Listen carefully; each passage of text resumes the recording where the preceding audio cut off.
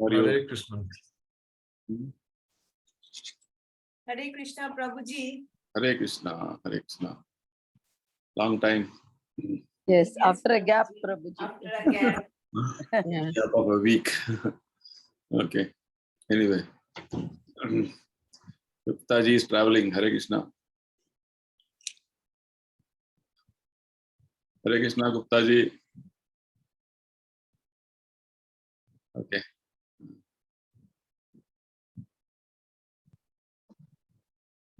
Oh, मैं अर्जुन. ठीक है. Hare Krishna, Prabhuji. Hare Krishna, Hare Krishna. Kamath family, Hare Krishna. Krishna ji, Shobha ji. Sushila ji, Hare Krishna. Hare Krishna, Prabhuji. Hare Krishna. Shobha ji, Hare Krishna. Hare Krishna. Hare Krishna. Monica ji, Hare Krishna. Yeah. Okay. Hare Krishna, Prabhuji. Hare Krishna, Hare Krishna. Many are on holiday. Looks like. Yes. So we'll continue our discussion. So before we start our discussions, let's offer our praise to Prabhupada and Lord Krishna. Namo Vishnupadaya Krishna Prestaya Bhutale Srimate Bhakti Vedanta Swami Nitinagni Namaste Saraswati Deve Gauravani Pracharini Nirvisesha Shunyavadi Paschatya Deshatarini Jaya Sri Krishna Chaitanya Prabhu Nityananda Sri Advaita Gadadhara Sri Vasadi Gaura Bhakta Vrinda Hare Krishna Krishna Krishna Hare Hare Hare Rama Rama Rama Hare Hare Shri Shri Radha Vrindavan Chandrodaya Mandir Shri Shri Nitai Gaura Srila Prabhupada ki Jai Nitai Gaura. So welcome everyone for the Bhagavad Gita overview session. We're discussing from chapter 3. This is session 7 on this chapter. We have discussed until verse number 29. Just to give a short summary of whatever we have discussed so far from chapter 1, we can get a recap of our discussions and also continuation. So Bhagavad Gita begins with chapter 1 as a background, with a stage setting of warfield scene, wherein the two great armies of Pandavas and Kauravas have assembled to fight. And the war was about to begin. And Arjuna is considered to be a great warrior whose chariot is being driven by Lord Krishna. He orders Lord Krishna to take the chariot between the two armies. And when Krishna places the chariot between the two armies, Arjuna seems to be overwhelmed. It's too much attachment to his own people, because there are many different grades of relatives on either side. He didn't expect that he has to fight with his own people, because of which he was overtaken by too much attachment, grief, and was unable to fight. And he presents many reasoning to Lord Krishna why he should not fight. So, person who had come to fight on the battlefield, to in fact win over the kingdom from the Kauravas, he has decided not to fight. So this was a very unusual situation on the battlefield, and Arjuna started crying sitting on the chariot. So this is how the first chapter ends. So in that way, first chapter had a very dramatic beginning with regard to the battlefield scene and the great hero on one side, who had Lord Krishna as a chariot driver, decided not to fight. And the second chapter of Bhagavad Gita begins with Krishna's chastisement of Arjuna as a friend that your action of not fighting doesn't befit Aryan. You're behaving like a non-Aryan. Aryan means one who knows Vedic culture, Vedic civilization. And your action like this is not at all worthy. So Arjuna got good chastisement from Krishna with regard to not fighting, and in fact, he's trying to encourage him to fight, get up and fight. And for which Arjuna again gives some more reasoning. Basically, I cannot kill two great personalities, my own grandfather and my own teacher, are all respectable personalities. And maybe other party want to fight and take away the kingdom, but we are all people following principles of dharma. How can we do all these things like this? Arjuna goes on with some more good reasoning, what he thinks as reasoning. And finally, he understands that whatever he's telling or talking is not proper, in fact, and he also understands that his state of mind is disturbed now. Karpanya dosho bhata svabhava. He's overtaken by a lot of attachment to his own people. So he requests Krishna, please guide me what to do. I'll surrender to you as your disciple, as your student, please guide me. This is how the second chapter begins. So in fact, second chapter, Krishna, once Arjuna is surrendered to Krishna as student, Krishna takes up the position of a master and he starts giving instructions. But in one sense, second chapter gives the complete summary of the whole Bhagavad Gita. Right? So Krishna begins by teaching the difference between body and soul, the jnana aspect. Next, he speaks about karma aspect, duty aspect. So Arjuna as a kshatriya, what he should be doing. And further, Krishna gives much refined understanding of jnana, karmas, combined understanding of bhakti. And bhakti has activity as well as a background understanding of what you do. Right? Krishna speaks about buddhi yoga, bhakti yoga, and the symptoms of a person who is in bhakti yoga. That's how the chapter ends. So Krishna spoke a variety of topics in second chapter, summarizing the whole spectrum of topics which is going to speak later in the Bhagavad Gita. So when Arjuna heard so many things, third chapter begins with a question from Arjuna, telling that you first of all tell me to fight, and again you tell me to perform bhakti or buddhi yoga. So I'm confused. What is the right way or the better way of action? Please tell me. So basically, Arjuna is trying to put himself in a very ignorant position, just like we cannot understand anything. So Arjuna is playing that role of an ignorant man and is trying to ask questions. So Krishna can elaborate on the topics what he has already summarized in second chapter. So this is how the third chapter, known as Karma Yoga, prescribed duties as per the regulations of Vedic understanding, begins. And when Arjuna asked this question, with so many instructions you had given Krishna, to fight, perform bhakti, what is best for me? Please tell me decisively.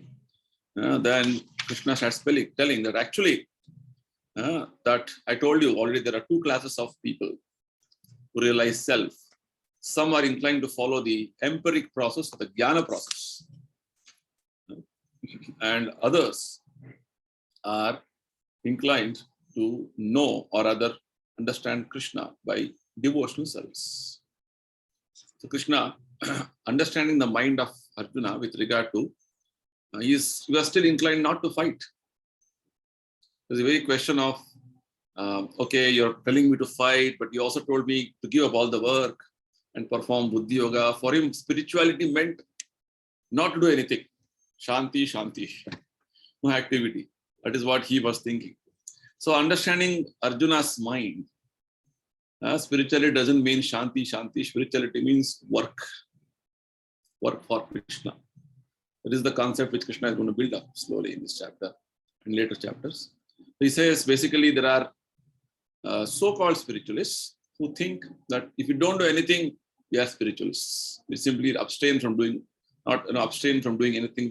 We become spiritualists. We achieve freedom from reaction, or just renounce everything and then you attain perfection. Like these people have conceptions. Krishna clarifies that as a soul, the nature of the soul is that it is active always. Not even a moment it is inactive. Right? Either you are active in the material domain, like how all of us are active constantly, even while sleeping we are dreaming. Right? So we are always active. Our mind is working, our senses are active. Right? So, but actually, as spirit soul, we are supposed to be active in the spiritual domain. That is our natural situation. So Krishna explains to Arjuna that yes, you have to be active as spirit soul, either in material field or spiritual field. It is good that if you are active in spiritual field, because that is your natural situation. Anything you do in material field will only entangle you. Just like the so-called spiritualists want to make a show of spirituality.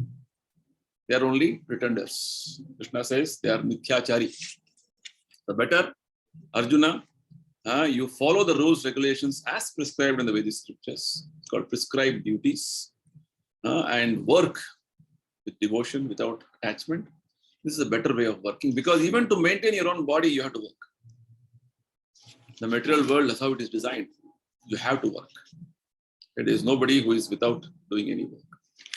So having said this much, Krishna introduces the concept of yajna.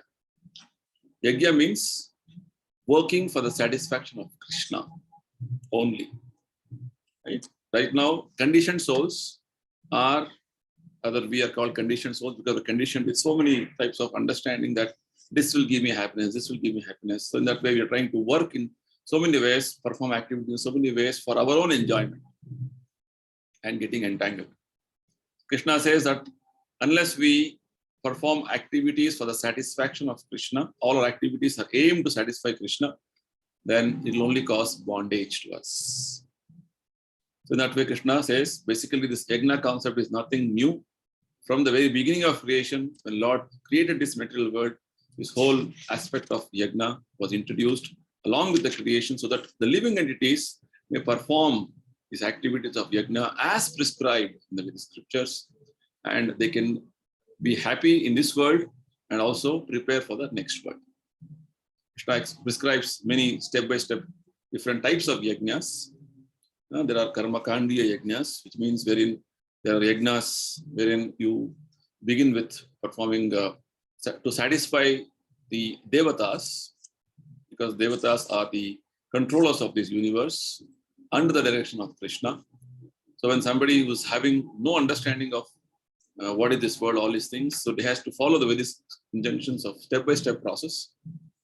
Right? Like this, Krishna goes on with the yajna chakra understanding, wherein even the basic necessities of life, what you want, are supplied by the devatas through the various arrangements in the universe, by the performance of prescribed duties. When prescribed duties are performed, rains fall, rains happen, there is growth of grains from the earth. With the grains, the living entities can live happily.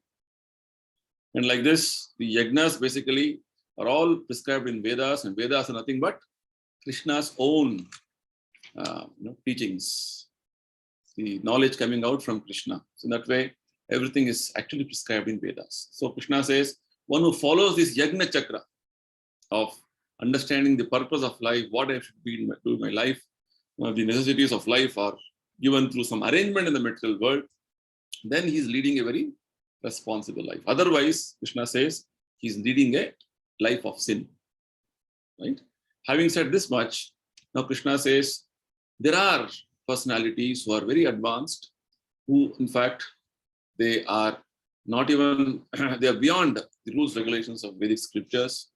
they are liberated souls, wherein they are only engrossed in Krishna's service so much that for them all the rules, regulations hardly bother. They are Atma Ramas. They are taking satisfaction within oneself by serving Krishna constantly. We have great examples like this. Haridas Thakur, Madhavendra Puri, right? Vilomangal Thakur, they're all great souls, great personalities, great devotees. All the Vaishnava, great devotees. So like this, they're all beyond all this, attachment, like this, rules, regulations. That is the level we have to come. Krishna wanted to indicate in that way.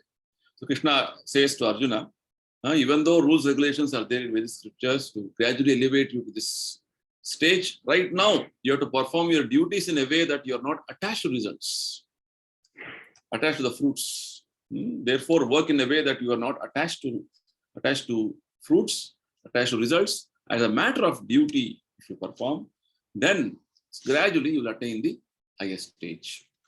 So for this, Krishna gives the example how to work without attachment in the material world. Now, one class is liberated souls, pure devotees, hardly, like they are not, they are beyond all rules, regulations. But there are devotees who live in the material world and demonstrate to others by example.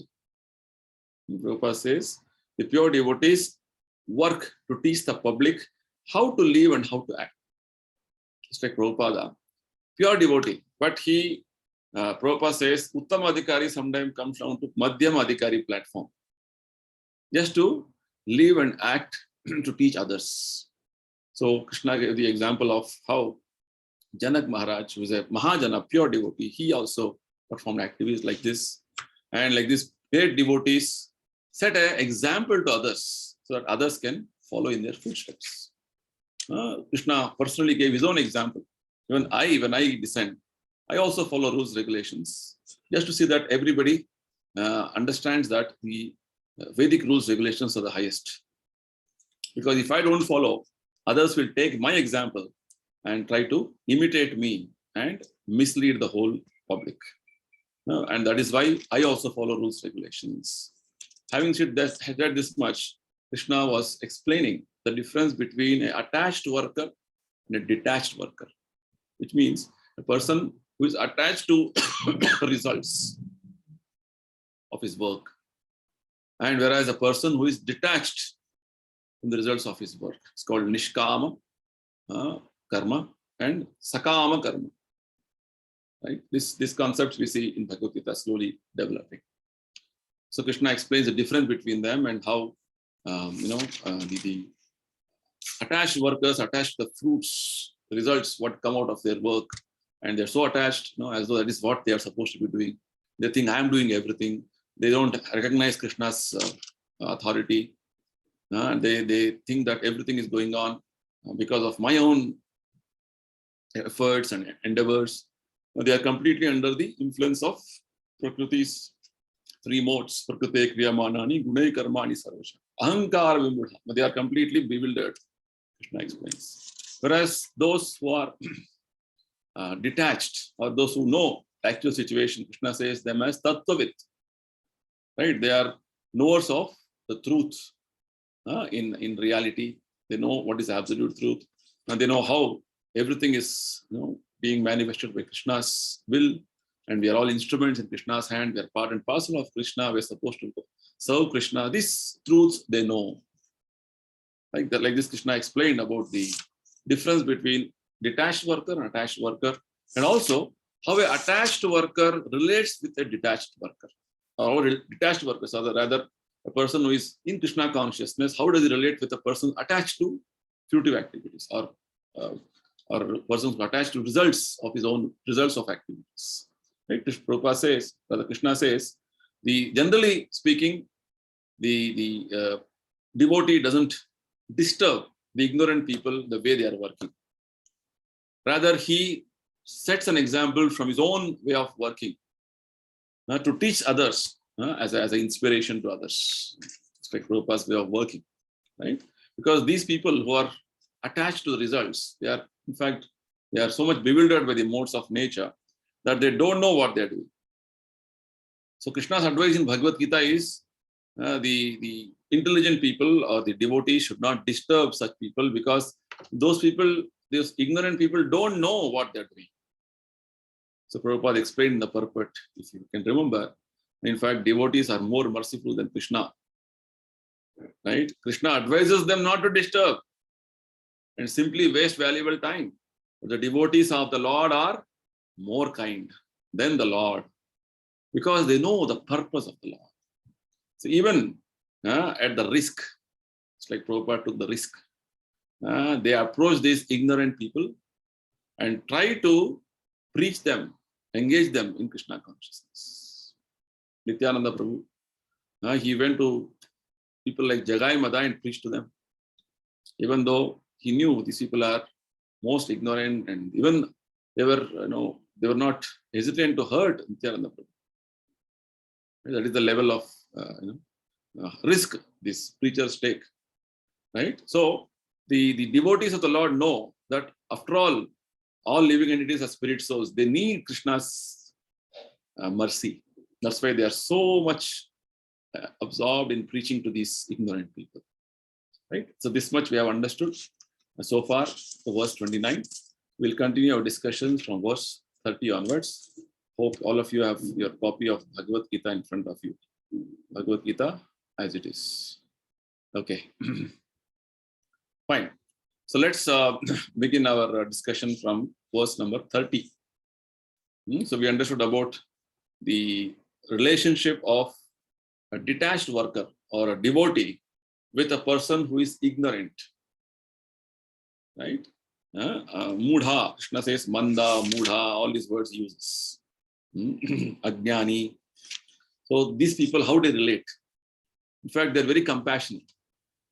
One of the qualities of a devotee is that he wants to help every person to come to Krishna consciousness, as long as that person is not atheistic, right? If he's ignorant and he is in one more direction, that is a different matter. But if he is completely atheistic, very much not in line with standard the proper understanding, he is always ready to move forward and try to convince him, like Prabhupada did, right? So that is the point. So with this, the devotees are always wanting to move forward in the mission of Krishna. So having said this much, now Krishna is directly telling about pure bhakti in verse number 30. Krishna says, Mayi sarvani karmani sanyasya adhyatma chetasa nirashir nirmamo bhutva yudhyasva vigata jvaraha. Very nice verse. Prabhupada says this verse indicates the purpose of Bhagavad Gita. There are some key verses in Bhagavad Gita. This is one verse, one of such verses. Right? So this verse, Prabhupada says, indicates the purpose of Bhagavad Gita. There's one more verse in 11th chapter, the last verse of Bhagavad Gita. Prabhupada says, last verse of 11th chapter, verse number 55. 11th chapter, Prabhupada says that is the essence of the Bhagavad Gita. Right? So like this, there are many key verses which I will keep discussing as we move forward. This is the purpose. Purpose means what is the larger interest, right, of anybody as human being. That's what purpose means. Just like when Prabhupada started ISKCON, when he incorporated ISKCON in July 1966 in New York, he had 7 purposes listed in the incorporation. Purpose means what is the overall, goal which we want to achieve with this movement, right? That is the purpose of this. Just like the purpose of the mobile is communication. Communication maybe through talk or messaging or whatever. Likewise, the purpose of human form of life is this. That's what Krishna is telling in this Bhagavad Gita's verse. So what is Krishna telling? He's telling Arjuna, surrendering all your works unto me.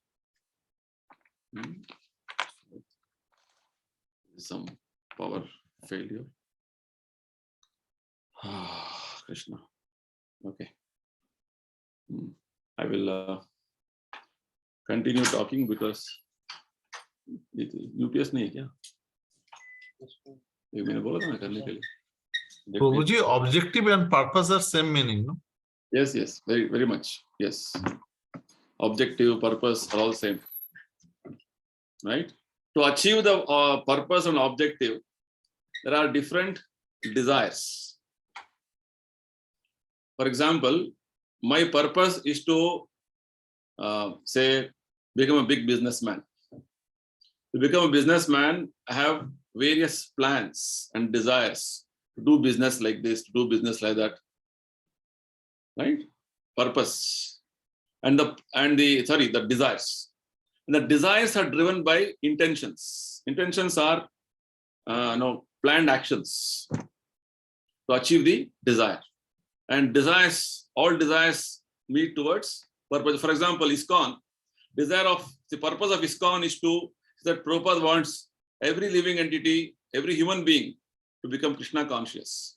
To achieve this purpose, Prabhupada listed in the many of his desires, aspirations.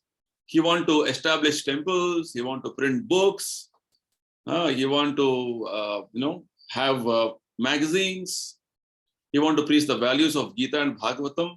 These are all various desires Prabhupada has to achieve the purpose. Purpose means a bigger goal, a larger goal, larger picture. Right? So what is the larger picture of a human being? Every human being. Krishna says that you have to surrender all your works unto me. Surrender works unto me means surrender the results of these works to me. Right? You work, whatever way you are working, you work, but the results you give it to me. And Krishna says, Sannyasya chetasa, with mind intent on me. Sannyasya means giving up to Krishna.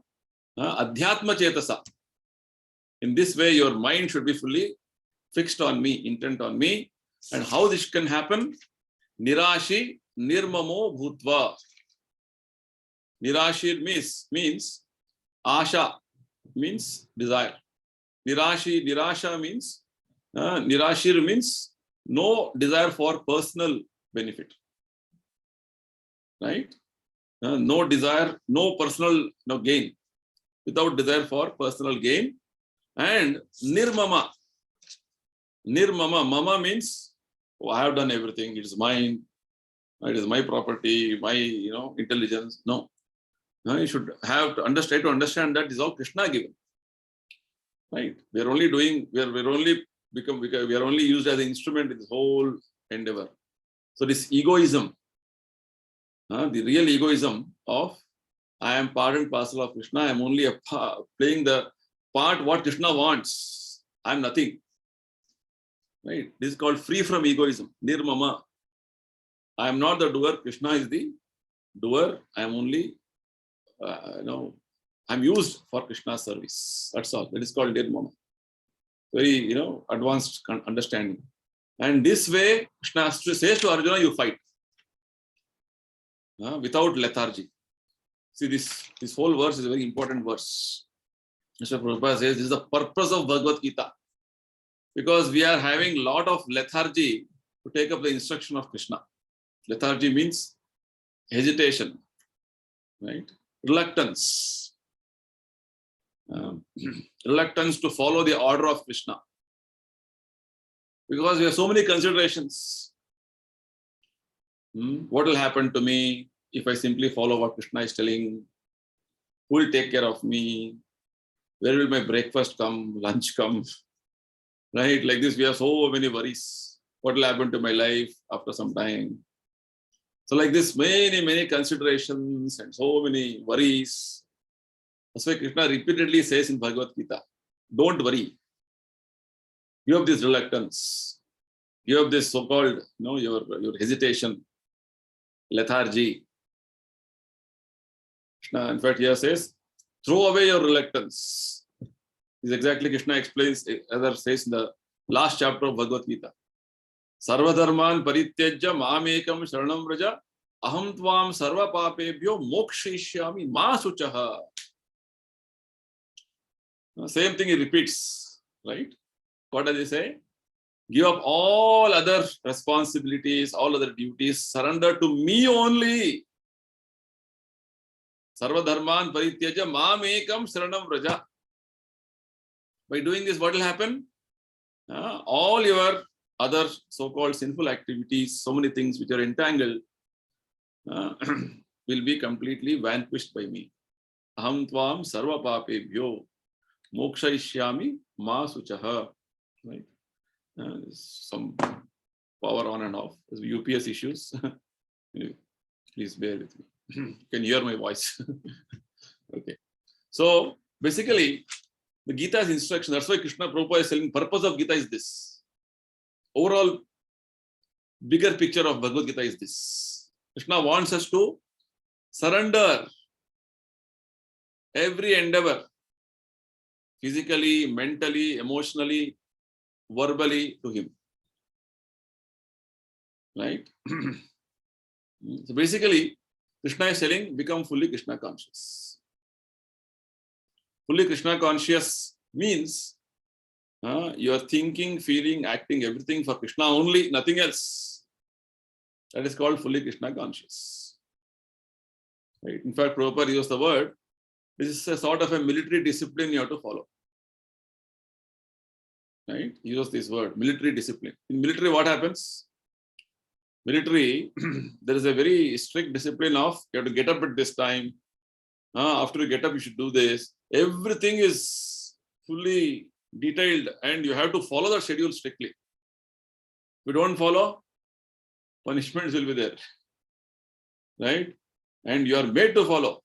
Only then you will be trained as whatever it is, whatever, officer or whatever it is. So military discipline is what is required in our spiritual way of progress in life. That's what Prabhupada says. So Prabhupada says that such a injunction from Krishna looks like it is difficult to carry. But Prabhupada says, no, it is not difficult, provided you understand the background of what Krishna is saying. Basically, as living entities, we are all part and parcel of Krishna. We are ever dependent on Krishna for everything, actually. This is what later on we will see in Bhagavad Gita, Krishna explaining this, especially in 15th chapter, Krishna explains how we are ever dependent on everything for Krishna. And without Krishna's cooperation, we cannot live for a moment. Our eternal situation, eternal constitutional situation is that we are always subordinate to Krishna. Jivera Swarupa Nitya Krishna Dasa, Chaitanya Mahaprabhu explains.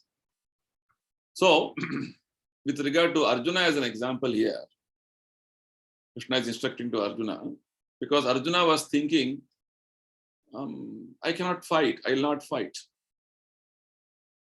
Right? He has his own plans. If I fight, it will happen like this, it will happen like this. He had so many considerations, so many personal reservations. Right? He didn't want to fight. Whereas Krishna's decision was what? You have to fight. So Prabhupada says Arjuna need not consider the order of Krishna. He simply has to execute the order. Like military discipline, what happens? The commander is telling shoot. The soldier will not think, why you have to shoot? Commander has told, shoot. Over. So commander says, you chant. Simply chant. No thinking. Why you should chant? No, simply doesn't know how to, why he is simply telling chanting. Sleeping time, why he is telling to chant? Right? Like this, when you start thinking. That is our problem. So when commander has told, it is for your good. Because you're supposed to follow commander because you're subordinate. So likewise, we as dependent entities, our situation is that naturally. Prabhupada says the Supreme Lord is soul of all souls. One who depends solely and wholly on the Supreme Soul without personal consideration, or in other words, who is fully Krishna conscious, is called Adhyatma Chetasa. That is the point.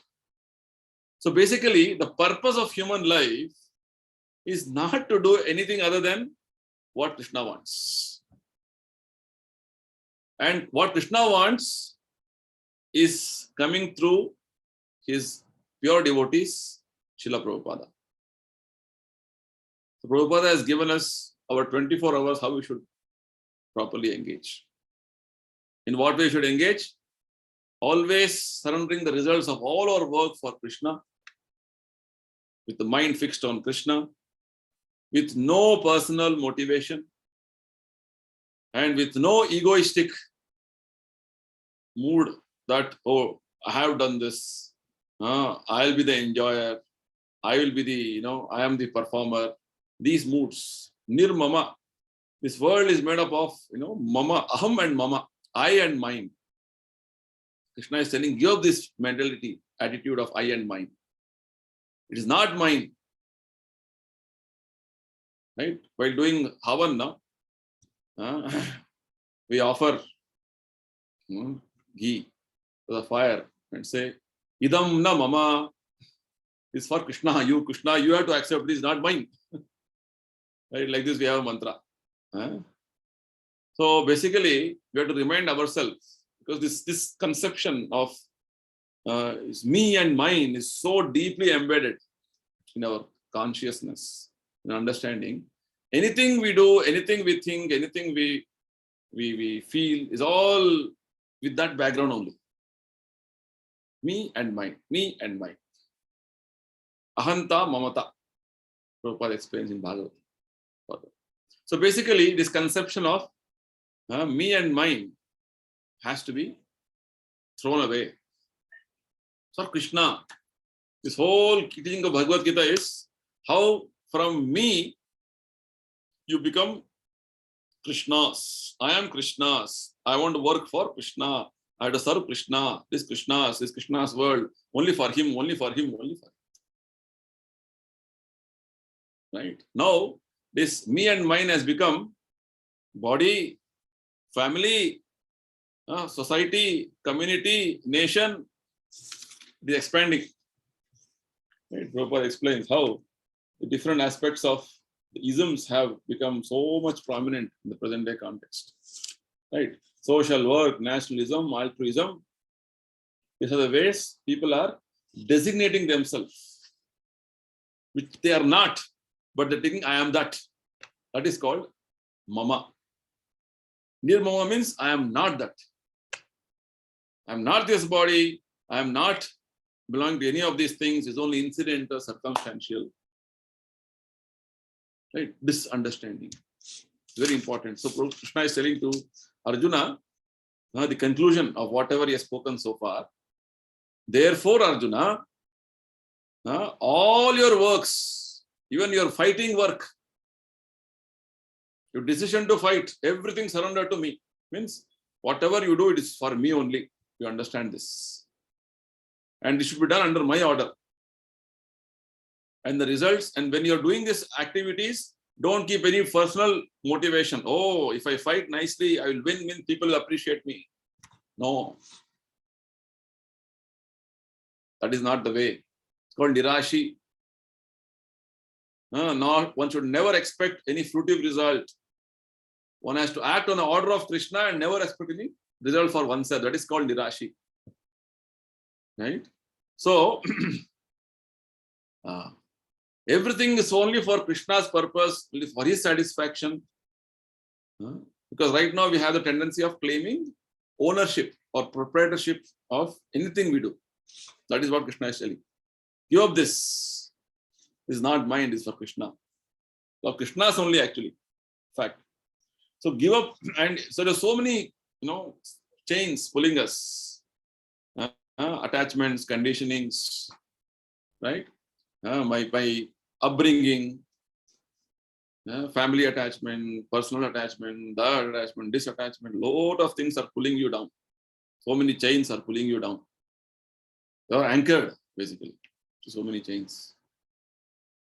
Right? So Krishna is telling, this is what is making you, oh, this is what Krishna is telling, this is what my attachment is, what to do? You're in a dilemma. Krishna is telling, give up this, all his dilemmas, do what I am doing, what I am telling you. Right? So Krishna's advice is that discharge your duties in Krishna consciousness. That is what Krishna wants. That is the purpose of Bhagavad Gita. Whatever you do, you may be doing business, you may be doing some professional work, or you are a householder, etc. Whatever activity you do, your background and consciousness and your offering should be to Krishna.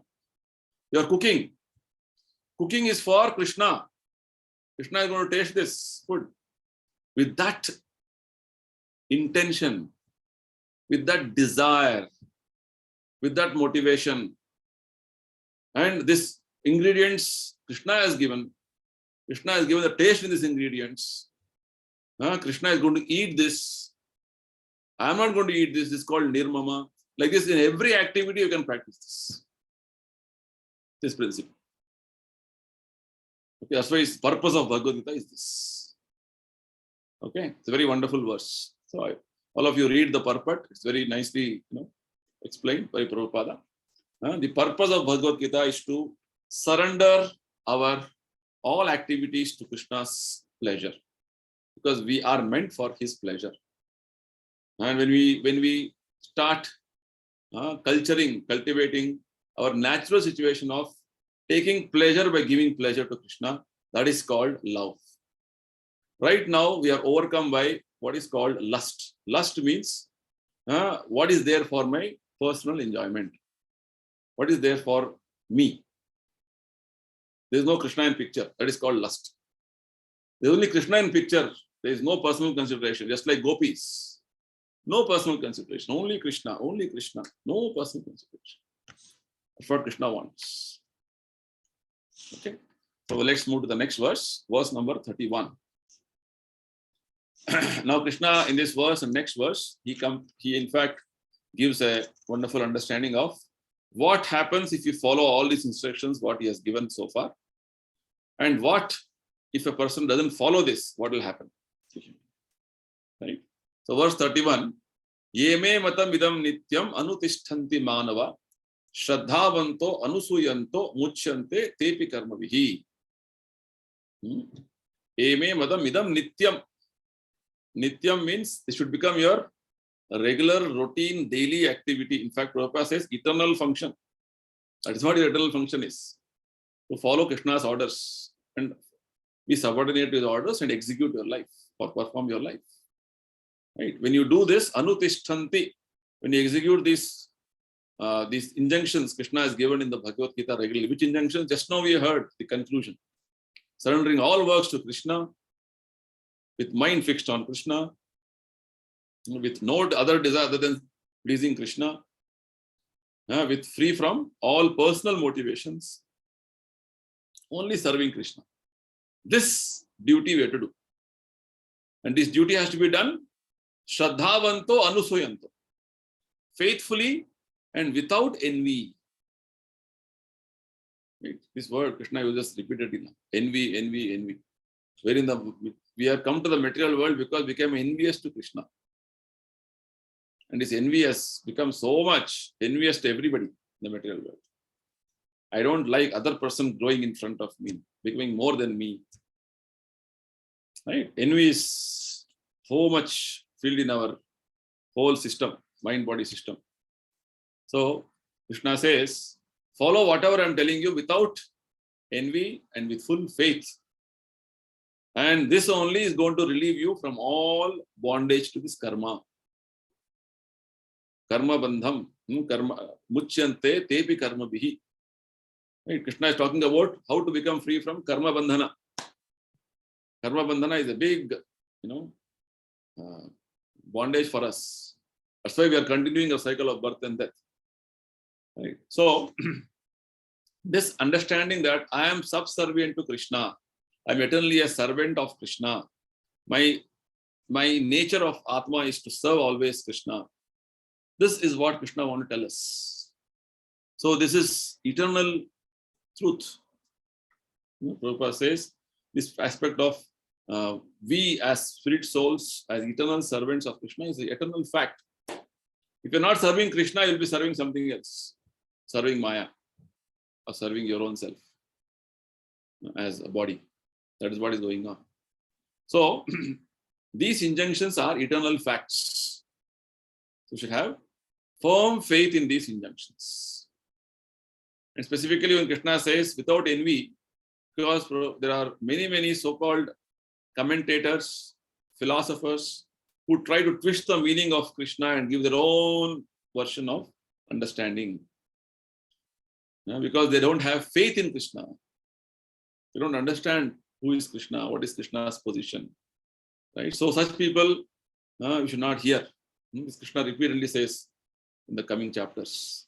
Don't hear from these faithless people, envious people, because they don't understand the spirit of what Krishna wants us to tell. Very nicely, Prabhupada says, an ordinary man with firm faith in the eternal injunctions of Krishna, ordinary person like us, just have firm faith in what Krishna is telling. Even though you may not be able to execute these orders fully, doesn't matter. I may be able to do some portion of it.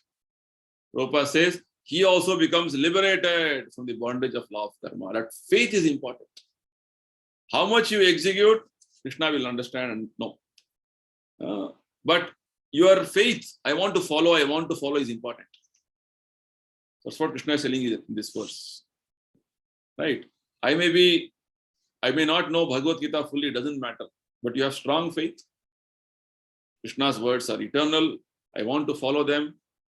This much faith is important to start off. Right? So Prabhupada says, in the beginning of Krishna consciousness, one may not fully discharge the injunctions of the Lord, but because one is not resentful of this principle. Right? If you remember previous verse, Krishna says, Vigata Jvara. You have this hesitation, you have this reluctance. Right? But in that way, Prabhupada is confirming here, one who is not reluctant or resentful of this principle that whatever Krishna has told, I'll follow the principles. And you work sincerely without consideration of defeat and hopelessness. He'll be surely promoted to the stage of pure Krishna consciousness. Just see. So our sincerity of purpose is very important. I'll quote a short story from Chaitanya Charitamrita. Prabhupada often quotes this story. There was one Brahmana who was not so well versed in studying scriptures and even Bhagavad Gita also. But his guru had ordered him that he should read Bhagavad Gita every day. So he was not able to read and write properly. Even then, his guru had ordered. So he was having faith in his guru's words. So this Brahmana happened to be in South India, in Srirangam. So when Chaitanya Mahaprabhu visited this temple during his South Indian tour, so he was just moving around the temple. That time we saw this Brahmana sitting in one corner and trying to keep the Bhagavad Gita book, and he was keeping, in fact, Prabhupada says he was keeping it upside down and doing, doing as though he was reading something, and he was in fact, weeping. And many people around, they were all making fun of him. See, this fellow doesn't know how to read and write, but even then simply making a show off as though he's understanding everything. Like that, they were making fun of him. So Chaitanya Mahaprabhu came to him and he was, started asking him, "Oh, my dear Brahmana, what are you doing?" So this Brahmana also felt maybe like others, he also wanted to make a fun of him. So he was a little carefully trying to answer. I'm reading Bhagavad Gita. And Chaitanya Mahaprabhu said, "But I understand that you are not able to read properly. You're simply, making some sounds and not doing anything as a part of reading." "Yeah, but see, my guru has ordered me. I'm just following whatever my guru has told me to follow." Then Chaitanya Mahaprabhu further asked, "But I'm seeing that even though you're keeping the book of Gita in front of you, your tears are coming out from your eyes. What is going on?" So he said, "See, whenever I see this picture of Bhagavad Gita, Krishna driving the chariot of Arjuna, I am so overwhelmed with love that my Lord can take up the role of a driver for his devotee. This makes me so much, ecstatic that I cry. So Prabhupada says, this is the perfection of understanding of Bhagavad Gita. Right? The feeling, the actual feeling. See, the feeling for Lord and his devotees, and how Lord is reciprocating and is showing his love towards his devotee. That is the essence of Bhagavad Gita. So Prabhupada, Chaitanya Mahaprabhu was so moved by his explanation that he immediately, embraced that Brahmana and he started telling, you have understood Bhagavad Gita nicely. You have understood Bhagavad Gita. He blessed him. So this incident, Prabhupada often quotes in different, in his lectures and teachings, to say how bhakti is not simply having some scholarship or, I know all Bhagavata. I've read everything and I'm doing a lot of austerities. Yes, all that may help. But eventually you have to develop the right type of feelings, awaken right type of feelings towards Krishna. Right? Genuine devotional feelings. Right? That's what Krishna is telling us here. Right? Unless you are not awakened the genuine devotional feelings to Krishna, you will remain where you are. Muchyante tepi karma bihi. How to become free from the bondage of this material world? Only when you have come to the point of realization. The devotional, the ecstasies which Krishna is having with his devotees. That is possible when you are sincere, when you are faithful. That is it. Okay. Now, next verse, Krishna says, people who are not faithful, who are not sincere, what about them? Etvetad abhyasuyanto nanutishtanti me matam sarva jnana vimudhanstan vidhi nashtan achetasah. So Krishna said, anusuyanto in the previous verse, 31st. Anusuyanto means without envy. Abhyasuyanto here is using means with envy. Or any envious. Why only Krishna? I am also Krishna. I am also enjoyer. I am God. I am the master. This feeling. Right? I can also control this feeling. Right? This feeling, this aspect of enviousness and not following the instructions of Krishna. Na anutishtanti me matam. Disregarding the teachings of Krishna and not practicing them properly. Krishna says they are actually vimudhatma. Sarvajnana vimudhatma. They are bereft of all knowledge. They are befooled. And vidhinashtan achetasaha. They become doomed of ignorance and bondage. Very nice example Prabhupada gives in the purport. He says, how when you disobey the orders of the government or the king, what happens? Anything you disobey, traffic rules you disobey, punishment, penalty. Nowadays is all electronic. Immediately penalty will come to your email inbox, right? Or your WhatsApp, whatever. So any disobedience to the established rules of a state or the government, you have to be punished. Right? So similarly, Krishna's position is supreme. So if you don't follow Krishna's orders, this is what you're going to experience. You are bereft of all knowledge. You will act like even though you be outside world, you will look like, I am a big man, I am a learned man, I am a scholar, I am that, I am this. But you are zero in Krishna's understanding. Right? Bereft of actual understanding, you are befooled and completely ignorant and you are in bondage. Right? Prabhupada says that a disobedient person, however great he may be, is ignorant about his own self. What is he? He doesn't know. He thinks I am this body, I'm man, I'm woman, I'm very big man, I'm that, I'm this, I'm so capable. This ignorance is going on. Doesn't know about Krishna, Krishna's position. Prabhupada says he has a vacant heart. In the heart, there is no knowledge at all. Only, garbage is there. That is the way these people are. So therefore, Krishna says there is no hope of perfection for such people. Okay.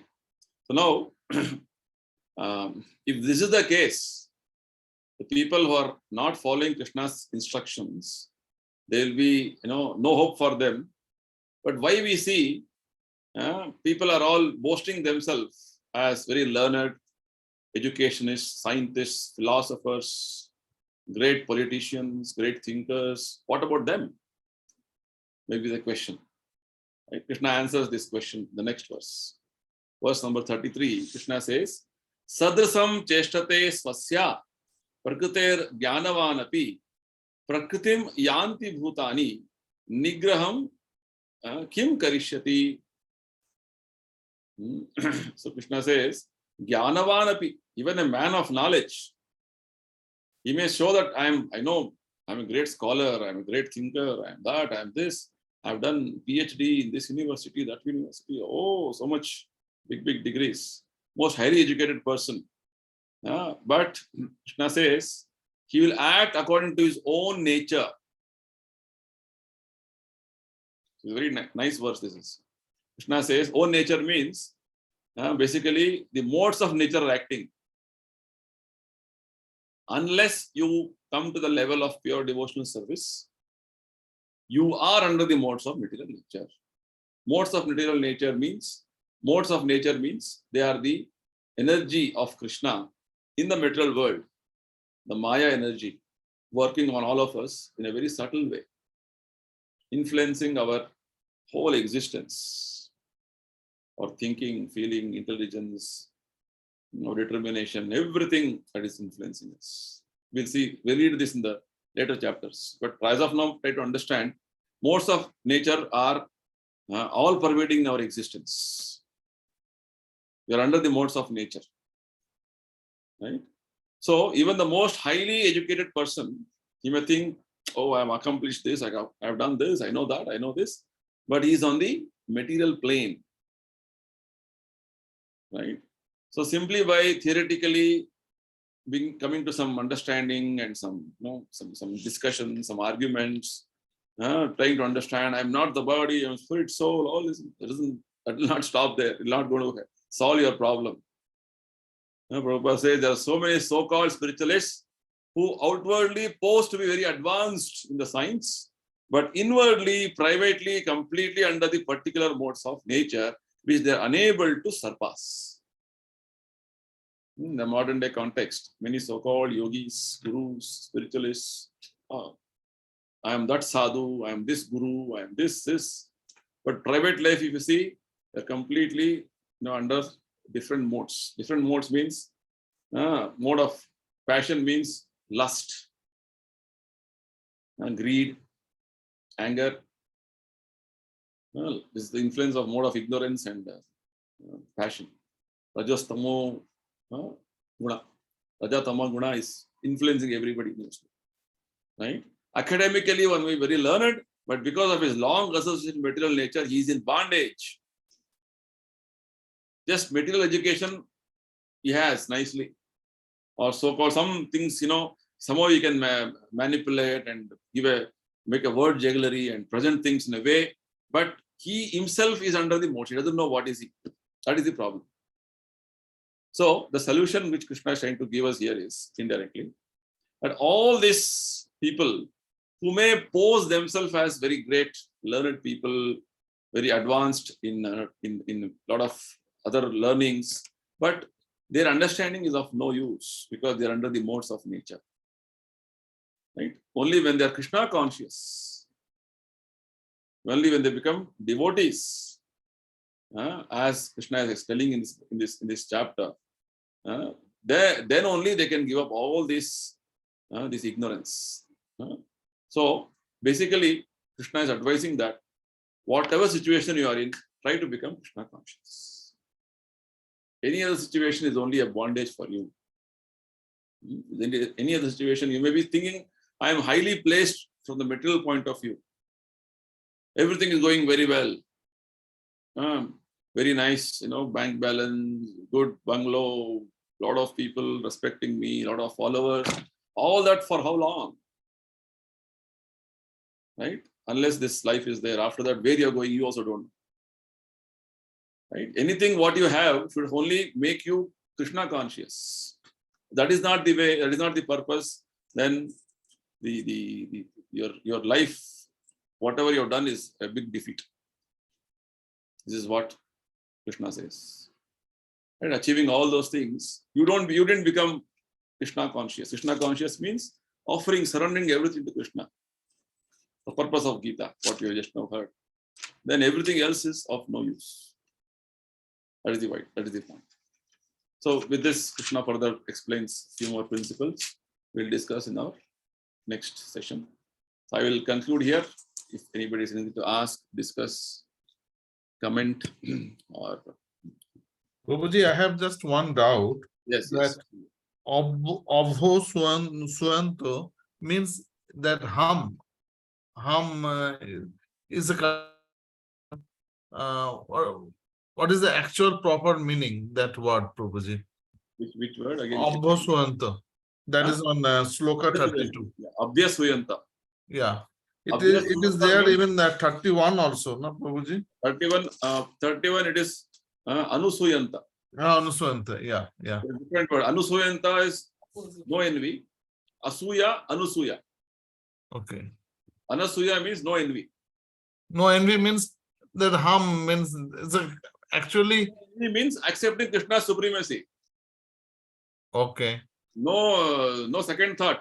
Krishna is supreme. No other second thought. Asuya means, Abhyasuyanto means, with envy means, why only Krishna God? I am also God.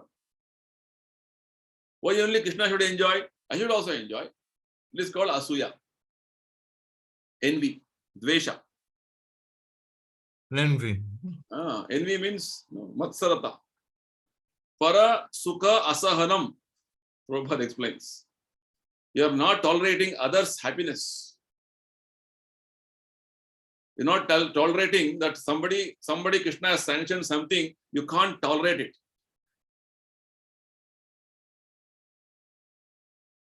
Right? Yeah, Prabhuji. Jealousy. पेट में बहुत दर्द होता है. उन्होंने बड़ा car ले लिया. अच्छा किसे ले लिया उन्होंने? अभी तक मेरे पास छोटा कार है. उनको प्रमोशन मिल गया. अच्छा वो तो मेरे से बाद में आया था ना. Like this, so many things. Every small thing you will be comparing. This comparison, competition, and then why this is so, why not me? These are all called envious nature. Okay, Prabhuji. It's all poison. It's filling our mind. First of all, you have to understand whatever anybody has got, Krishna has sanctioned. If I'm looking black, Krishna has sanctioned this. So if I'm envious, Sanyaji is looking white, I'm black, why? I cannot ask this. This is Krishna's sanction. I'm like this. I have to be happy with this. Like this, everything we start comparing, competing, and questioning in every aspect. It's like that famous Einstein's story, why fish cannot climb the tree? A fish is supposed to swim in the water. How it can climb a tree? Likewise, we want to make our children who can only swim in the water to climb a tree. What is the problem? देखो शर्मा जी का बेटा इतना बड़ा हो गया, तुम क्या कर रहे हो? Always comparing, right? You have not done anything. You have got first rank. You got engineering seat. You got a better job. You got a better wife. All comparison and comparison and comparison and whole material world. You see, advertisement is only comparison. This washing powder is going to make your cloth more white, as though it was black earlier. Right? So like this, so much comparison. Only then you can market. No. Yes. Competition will happen only when you compare. Yeah, correct. In spiritual world, competition is there to serve Krishna better. There's a healthy competition. Here, the competition is, killing each other. एक business को डुबा के हमारा business उठना है, तभी हम आगे बढ़ सकते हैं ना. So Prabhuji is waking up at 4:30. I should wake up at 4 o'clock. That competition is good, Prabhuji. Very good, very good. Why not? Most welcome. Krishna bless you. We'll pray to Krishna that you can have, you can get up at 4 o'clock, 3:30 you get up. Yeah, 3:30 is the better time, Brahm time. Yes. So basically, envy is the reason for our existence here. Our envy began with Krishna. We're envying so many things. Why this? Why not this? Why this? Why not this? Why I am the victim. This feeling, comparing, competing, doing all this, so many things. It's all poison going on in our consciousness. Krishna says, give up this poison. Accept things as they are. Facts. Any other question or clarification? I have one doubt. This Yes. is verse 22, text 22. Okay. In the purport, the Supreme Personality of Godhead is described in the Vedic literature as follows, and two verses are given. But the term Jnana Balakriya, which we often hear, what is the meaning? Swabhaviki Jnana Balakriya Cha. That is the Lord wills on his own. Is that the meaning, Prabhuji?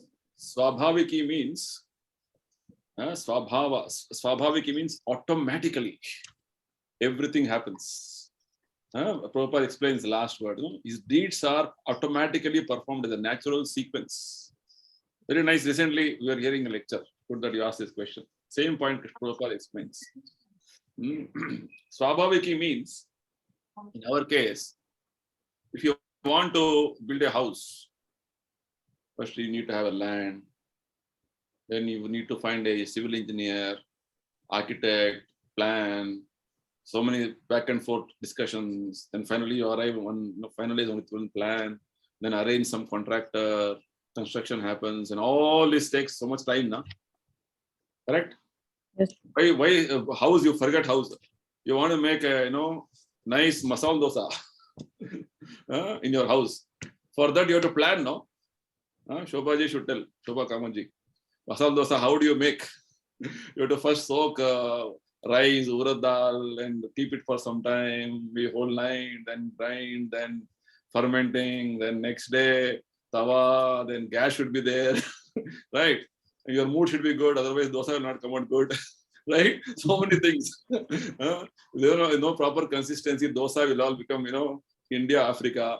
So all these things will happen, and nice proper chutney should be made, proper aloo sabji should be made. Then that dosa will come out properly.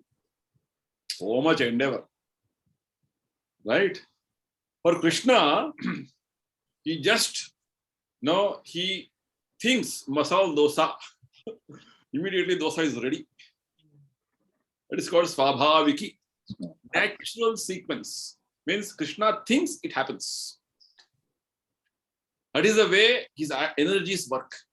His Jnana Bala Kriya works in that way. In our case, our Jnana Bala Kriya having limitation and very small role in our way of acting. If you don't know how to make dosa, I don't have Jnana of making dosa. Whatever you do Bala for that, energy you put for that, no use. If you put 4 times urad dal and 1 time rice, dosa will not come. Right, there's a proportion to put. And immediately after soaking, you cannot grind it. You have to soak it for some time. This jnana is required. And sufficient bala. If you are soaked also, tomorrow morning there is no power, no electric power, no electric bala. Then how will you grind? Like this, so many factors are all, dependent on jnana bala kriya for your every action. For Krishna, it is swabhaviki because everything is under his control. He just has to think only. Everything will happen. Prabhupada says, in Bible, God said, let there be creation, and there was creation. Now, if you say, Sushalaji will say, let there be masala dosa tomorrow morning, masala dosa will come? No, you have to work for it. That is our situation. For Krishna, it is not like that. He said, let there be creation, creation was there. That is, Krishna's energy is working that way. Prabhupada gives one more example. The modern days, the computers are so nicely programmed. With one program, you start operating, say Microsoft Excel. Then that program is so well designed, you start working, so many features are all so nicely arranged that immediately they are working as though it is swabhaviki. Just one press of a button and going to that particular program, so many features you're able to experience. That's how modern day mobiles. We want to imitate Krishna, actually. Swabhaviki. Right? Artificial intelligence is to come to that level, basically. Right? But not easy. A lot of things are there. So whereas with Krishna, everything is happening as though he's so remotely, he's just directing and he's just wanting to happen, it will happen. Right? That is the point. That is called Swabhavik. Swabhaviki means Swabhava. Automatic. Right? For a small child, this the aeroplane flying will look magic. So nice. But the grown-up child will know there is a science behind it, and there's a pilot sitting, there's a big aeronautics, science behind it, all these things, right? Like that. So for an ignorant person or person who is like us, conditioned souls, everything is, we have to move with our energy, with our karma. Our jnana bala kriya is completely dependent on our karma, what we deserve. With Krishna, there is no karma for him. Right? Everything is under his control. Whatever he wants will happen. Just he desires and everything will happen. That is called Swabhaviki. Okay, good question. Thank you, Prabhuji. Any other question? Okay. So we'll close for today. We'll continue our discussion. There are 3 interesting sections further in this chapter. And we'll try to see next 2 sessions, we'll try to cover this. Okay. Thank you, Prabhuji, for explaining nicely. We are really grateful to you. Hare Krishna. Hare Krishna. Hare Krishna. Thank you, Prabhuji.